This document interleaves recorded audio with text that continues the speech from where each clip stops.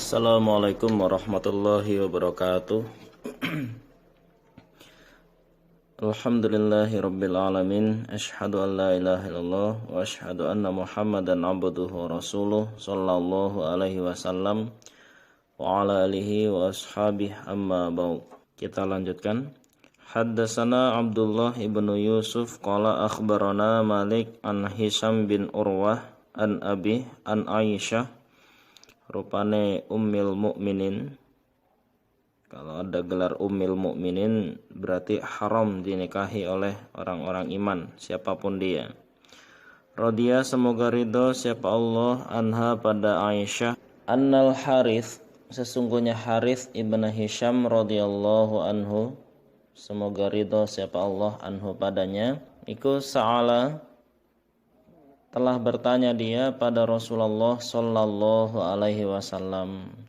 Faqala maka berkata siapa Harith bin Hisham, ya Rasulullah wahai utusan Allah, kaifa bagaimanakah ya'tika datang padamu opo al-wahyu wahyu. Faqala maka bersabda siapa Rasulullah sallallahu alaihi wasallam, ahyanan kadang-kadang ya'tini datang apa wahyu ni padaku misla salatil jaras seperti suaranya lonceng, betul-betul seperti lonceng yang bersuara sangat keras. Wahwa adapun datangnya wahyu seperti lonceng, iku asyadduhu lebih beratnya wahyu alayya padaku. Sedangkan wahyu yang turun seperti suara lonceng itulah adalah cara turunnya wahyu yang paling berat menurutku.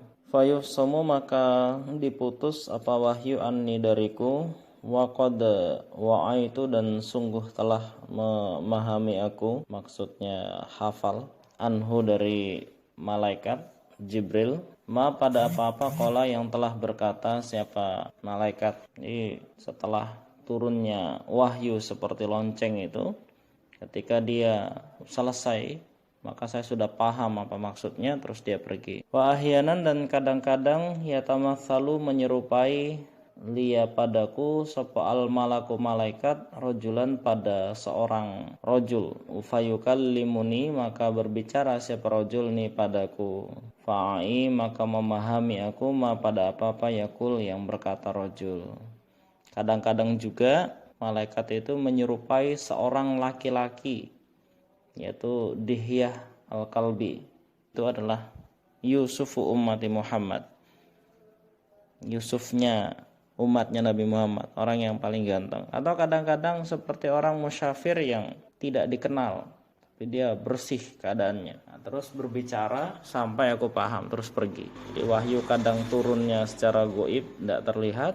Kadang-kadang ya datang seperti laki-laki biasa. Qalat berkata siapa Aisyah radhiyallahu anha, walaqad ra'aituhu dan sungguh telah melihat aku pada Nabi yanzilu sedang turun alaihi pada Nabi opo al wahyu fil yaum di suatu hari asyadidil bardi yang sangat dinginnya. Fayusimu maka diputus atau diselesaikan opo wahyu anhu dari Nabi. Wa inna jabinahu dan sesungguhnya pelipisnya Nabi iku la yatafassadu niscaya mengalir deras atau bercucuran arofan keringatnya saking beratnya wahyu. Jadi pernah juga kata Aisyah saya menyaksikan Nabi keturunan wahyu di malam di hari yang sangat dingin setelah wahyu diputus, saking beratnya cara menerima wahyunya yang pertama tadi itu, sampai Nabi itu pelipisnya bercucuran keringat yang sangat deras padahal kondisi sangat dingin itu. Itu adalah cara turunnya wahyu kepada Nabi. Haddatsana Yahya ibnu Bukairin qala haddatsana Lais an Uqailin an ibni Syihabin an Urwah bin Zubair an Aisyah ummil mukminin, ibunya orang-orang iman. Annaha sesungguhnya Aisyah iku qalat berkata siapa Aisyah awwaluma awalnya sesuatu budia yang dimulai bihi dengan ma siapa Rasulullah sallallahu alaihi wasallam yakni minal wahyi dari wahyu iku ar-ru'ya as-shalihah impian yang baik finnaum dalam tidur. Fakana maka ada siapa nabi iku la yara tidak melihat siapa nabi ru'ya pada sebuah impian illa kecuali ja'at datang apa mimpi mithla falakis subuh seperti terangnya fajar subuh. Di sebelum nabi keturunan wahyu yang pertama kali sering dialami nabi adalah sering mimpi yang baik. Mimpi yang baik ini kalau keterangan pertama artinya maka impian itu akan datang dengan sangat jelas dan sangat terang sehingga besok betul-betul terjadi apa yang diimpikan. Atau keterangan yang kedua, ulama-ulama dahulu kalau mimpi melihat bulan itu pertanda baik. Karena Nabi sering sekali mimpi melihat bulan sampai-sampai seperti melihat fajar di waktu subuh, sangat terang. Thumma kemudian hubbiba disenangkan ilahi pada Nabi apa al-khala'u menyendiri atau menyepi. Wakana dan ada siapa Nabi iku yakhlu menyepi dia bi ghori Hira di gua Hira. Fayatahannas maka bertahannus dia fihi di gua. Wa huwa adapun tahannus iku at-ta'abbud ibadah. Ini bahasa Arab yang susah dipahami maka diterangkan dengan bahasa Arab lagi. Al-layaliya beberapa malam zawati adadi yang memiliki hitungan qabla sebelum ayyanzi'a kembali dia ila ahli pada keluarganya. Jadi setelah Nabi sering mimpi yang baik itu, maka kemudian Nabi suka menyepi dan dia memilih menyepi di Gua Hira untuk bertahanus. Tahanus itu adalah praktek ibadah zaman dulu karena belum tahu syariat. Kalau sekarang kurang lebih dengan bertapa. Selama beberapa hari yang jelas hitungannya, ada hitungannya, yaitu kurang lebih 40 hari. Setelah selesai maka dia kembali ke istrinya. Wa yatazawwadu dan berbekal siapa Nabi lidzalik untuk demikian tuh nyepi. Jadi bertapa atau kalau sekarang itu bersemedi, tapi ya dia berbekal. Yo di sana ya makan dan minum ketika lapar. Tsumma kemudian yarji'u kembali dia ila Khadijah pada Khadijah. Fayatazawwadu maka berbekal siapa Nabi limithliha semisalnya bekal yang awal. Hatta sehingga ja'ahu datang hu pana Nabi opo al-haqqu kebenaran. Wa huwa adapun Nabi iku fi ghori Hira di Gua Hira. Lalu setelah berbekal 40 malam kembali dia ke rumahnya Khadijah ngambil bekal yang sama lalu kembali lagi ke Gua Hira sampai pada akhirnya datanglah wahyu, datanglah kebenaran berupa wahyu di Gua Hira. Faja'ahu maka datang hu pada Nabi sapa al-malaku malaikat yaitu Jibril. Ini terjadinya hari Senin tanggal 17 Ramadan ketika Nabi berumur 40 tahun. Memang Al-Quran itu turunnya 2 kali. Turun pertama sesuai dengan firman-Nya, Inna anzalnahu fi lailatul qadar. Al-Quran turunnya di malam qadar. Kalau melihat ini, loh kok turunnya malah tanggal 17 Ramadan? Ya, karena turun yang pertama yang inna anzalnahu itu turun dari Lauh Mahfuz ke Baitul Izza, ke langit. Nah, kemudian turun pertama kalinya ke dalam ke bumi kepada Nabi Muhammad secara beransur-ansur itu dimulai dari Senin 17 Ramadan. Kalau turunnya dari Lauh Mahfuz ke Baitul Izza itu full, langsung turun 30 juz. Faqala maka berkata Jibril, Iqra, membacalah engkau. Qala bersabda Nabi, ma ana tidak ada aku biqari'in orang yang membaca. Karena Nabi itu bukan orang yang pernah sekolah. Nabi bukan orang yang terpelajar. Dia mengatakan, saya bukan orang yang bisa membaca. Kalau bersabda Nabi, fa akhadhani, maka memegang siapa Jibril nih padaku, fagotoni, maka mendekap dia nih padaku, hatta sehingga balago sampai minni padaku, diulangi, hatta sehingga balago menyampaikan siapa Jibril minni padaku al-jahda, pada payah.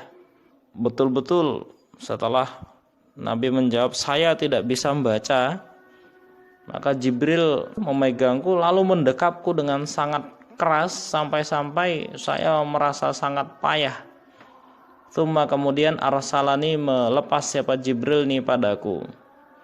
Faqol, maka berkata siapa Jibril, Iqra, bacalah. Qultu, berkata aku, ma ana, tidak ada aku biqori'in, orang yang membaca. Saya betul-betul tidak bisa membaca ini. Fa akhadhani, maka memegang siapa Jibril nih padaku, faghattani, maka memeluk atau mendekap dia nih padaku, as-saniyah, yang kedua. Hatta sehingga balagos menyampaikan siapa Jibril minni padaku al-jahda, pada payah, sampai Jibril membuat aku payah. Tsumma arsalani, lalu melepas dia nih padaku. Faqol, maka berkata Jibril, Iqra, bacalah. Faqultu, maka berkata aku, ma ana, tidak ada aku biqari, orang yang membaca. Fa akhadhani, maka memegang siapa Jibril nih padaku, faghattani, maka mendekap siapa Jibril nih padaku, as-salisah, yang ketiga. Tsumma kemudian arsalani, melepas siapa Jibril nih padaku. Faqala, maka berkata siapa Jibril, Iqra bismi rabbikal ladzi khalaqa, khalaqal insana min 'alaqa, Iqra wa rabbukal akram. Surat Al-Alaq ayat 1 sampai 3. Di hadis lain ya 1 sampai 5. Iqra, bacalah engkau Muhammad, bismi rabbika, dengan nama Tuhanmu, alladzi, yang khalaqa, telah menciptakan siapa Allah, al insana, pada manusia, min 'alaqin, dari segumpal darah. Iqra, bacalah engkau Muhammad, wa rabbuka, dan adapun Tuhanmu, iqal akram, yang maha mulia. Faraja'a, maka kembali biha, dengan ucapan atau ayat siapa Rasulullah sallallahu alaihi wasallam, yarjufu, dengan gemetar apa fuaduh, hatinya Nabi. Nabi mendengar itu ya hatinya bergetar, pulang. Nah, setelah Jibril seperti itu kemudian ditinggal pergi oleh Jibril. Karena Nabi tinggal seorang diri, ketakutan, pulang. Fadakhala, maka masuk siapa Nabi, ala Khadijah, pada Khadijah binti Khuwailid, istri pertamanya Nabi yang usianya selisih 15 tahun. Radhiyallahu anha, radhiya, semoga ridho siapa Allah, anha, padanya Khadijah. Faqala, maka bersabda siapa Nabi, zammiluni, menyelimutilah kalian nih padaku, zammiluni, menyelimutilah kalian padaku. Fazammaluhu, maka menyelimuti mereka hu, pada Nabi, hatta sehingga dhahaba, hilang, anhu, dari Nabi, opo arra'u, rasa takut. Faqala, maka berkata Nabi li Khadijah, pada Khadijah, wa akhbaroha, dan mengabari siapa Nabi al-khabar, pada kejadian atau kabar. Setelah hilang rasa takutnya, lalu Nabi bercerita kepada Khadijah tentang kejadian yang sudah dialami. Terus setelah bercerita, Nabi bersabda, laqad khasitu, niscaya sungguh takut aku, ala nafsi, terhadap diriku. Wah, kayaknya saya takut apa yang terjadi dengan diri saya ini. Ini maksudnya saya takut mendapatkan tugas yang sangat berat. Faqalat, maka berkata siapa Khadijah, kalla, jangan begitu, wallah, demi Allah, ma yuhzika, tidak akan menghinakan padamu siapa Allah abadan, selamanya. Oh, jangan begitu, jangan merasa takut, demi Allah, Allah tidak akan menghinakan kamu, tidak akan membuat kamu hina. Karena innaka, sesungguhnya engkau, iku latasilur rahim, niscaya menyambung kau ar-rahima, pada famili, wa tahmilu, dan menanggung kau al-kalla, pada tanggungan. Tanggung-tanggungan termasuk diantaranya membiayai anak yatim. Wa taksibu, dan mengerjakan kau al-ma'dum, pada sesuatu yang belum ada, berakhlakul karimah. Meskipun masih di zaman jahiliyah, Nabi belum tahu agama, itu memang akhlaknya sudah bagus. Di antaranya Nabi itu adalah orang yang pemalu. Saat orang-orang itu tawaf dengan telanjang, ya Nabi tidak ikut. Wa taqori, dan memuliakan engkau ad-dhaif, pada tamu. Dan Nabi juga memuliakan tamu. Jadi wa taksibul ma'dum itu mengerjakan sesuatu yang belum ada. Belum ada dan tidak lazim waktu itu. Belum ada tandingannya. Contoh masalah kejujuran, akhlak, sopan santun dan sebagainya. Nabi memang meskipun statusnya belum menjadi orang iman, namun ya perbuatannya udah luar biasa. Waktu ini dan menolong engkau ala nawa ibil haki, atas pergantiannya kebenaran. Maksudnya penerus agama yang benar. Agamanya Ibrahim dari nenek moyangnya yaitu Ismail, maupun adat istiadat sekitar, tidak jahiliyah atau tidak salah, meneruskan adat istiadat yang benar, yang baik. Karena adat itu ada kalanya baik, ada kalanya tidak baik. Fantalaqat, maka berangkat bihi bersama Nabi siapa Khadijah, hatta sehingga atat datang siapa Khadijah bihi bersama Nabi, datang pada Waraqah ibn Naufal ibn Asad bin Abdul Uzza, sampai menjumpai Waraqah bin Naufal. Waraqah bin Naufal itu rupanya ibn ammi Khadijah, anak laki-laki pamannya Khadijah, artinya sepupunya. Wakana, dan ada siapa Waraqah iku imro'an, seseorang tanasoro yang menjadi Nasrani dia, berwazan tafa'ala. Tanasoro, menjadi Nasrani dia, fil jahiliyah, di zaman jahiliyah. Wakana, dan ada siapa Waraqah iku yaktubu, menulis dia alkitab, pada kitab al-Ibroniyah yang berbahasa Ibrani. Nah, Waraqah ini mentranslate Injil ke dalam bahasa Ibrani, ditulis. Fayaktubu, maka menulis dia minal Injil, pada Injil, bil Ibroniyah, dengan bahasa Ibroniyah, ma apa-apa syaa yang menghendaki siapa Allah, ayaktuba, menulis dia. Ibrani itu adalah bahasanya Nabi Ibrahim yang tenar. Jadi dia mentranslate Injil ke dalam bahasa Ibrani. Jadi dia menulis banyak sekali Injil yang berbahasa Ibrani.